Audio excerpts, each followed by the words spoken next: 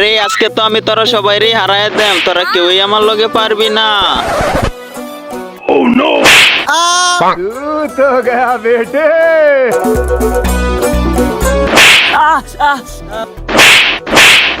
बाप रे या